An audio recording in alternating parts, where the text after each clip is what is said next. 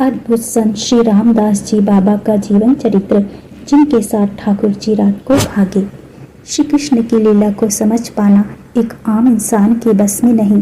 कहीं वे गुरु की भूमिका में नजर आते हैं, कहीं सखा, कहीं भाई और कहीं रणछोड़ जी।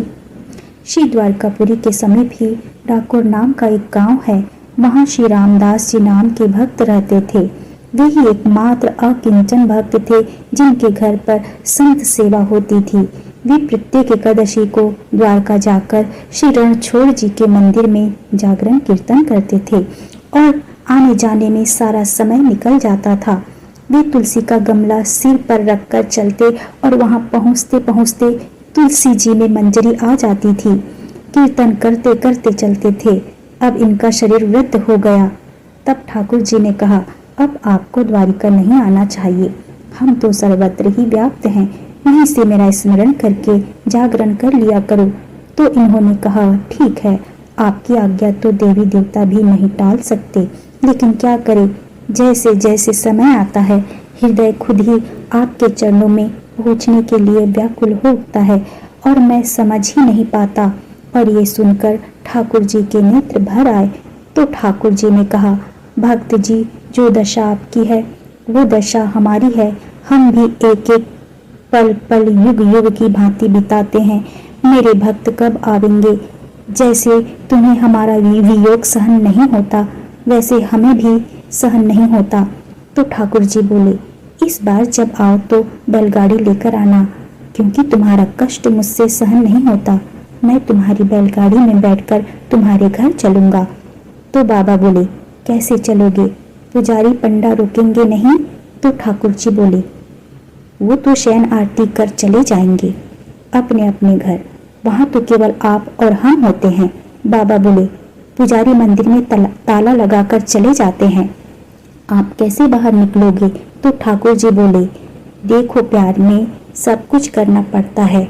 हमारा हृदय से प्यार है तुम्हारे साथ, इसलिए पीछे खिड़की के पास गाड़ी को खड़ा कर देना और मैं अंदर से खिड़की को तोड़ दूंगा और तुम गाड़ी पर खड़े हो जाना। तुम मुझे गोद में भरकर उठा लेना और गाड़ी में पधरा कर शीघ्र ही चल देना। भक्त रामदास जी ने वैसा ही किया। जागरण करने के लिए गाड़ी पर चढ़कर आए। सभी लोगों ने समझा कि भक्त जी अब वृद्ध हो गए हैं, अतः गाड़ी पर चढ़कर आए हैं। एकादशी की रात को जागरण हुआ। द्वादशी की आधी रात को वे खिड़की के मार्ग से मंदिर में गए। श्री ठाकुर जी के श्री विग्रह पर से सभी आभूषण उतार कर वही मंदिर में रख दिए। इनको तो भगवान से सच्चा प्रेम था, आभूषणों से क्या प्रयोजन। श्री रणछोड़ जी को गाड़ी में पधरा कर चल दिए। प्रातः काल जब पुजारियों ने देखा तो मंदिर सूना उजड़ा पड़ा है। लोग समझ गए कि श्री रामदास जी गाड़ी लाए थे, वही ले गए। पुजारियों ने पीछा किया। उन्हें आते देखकर श्री रामदास जी ने कहा कि अब कौन उपाय करना चाहिए। भगवान ने कहा, मुझे बावली में पधरा दो।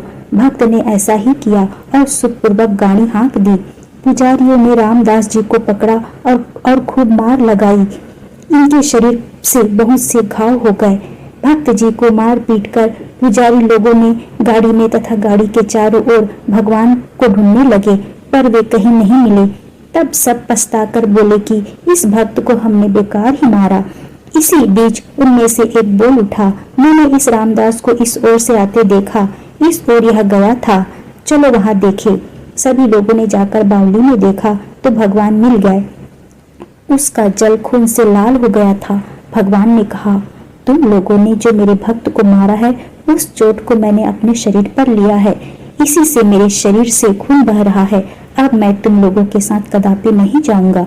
यह कहकर श्री ठाकुर जी ने उन्हें दूसरी मूर्ति एक स्थान में थी सो बता दी और कहा कि उसे ले जाकर मंदिर में पधराओ। अपनी जीविका के लिए इस मूर्ति के बराबर सोना ले लो और वापस जाओ। पुजारी लोभवश राजी हो गए और बोले, तौल दीजिए। रामदास जी के घर पर आकर भगवान ने कहा, रामदास, तराजू बांध कर तौल दो।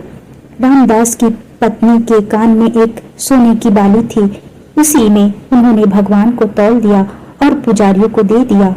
पुजारी अत्यंत लज्जित होकर अपने घर को चल दिए। श्री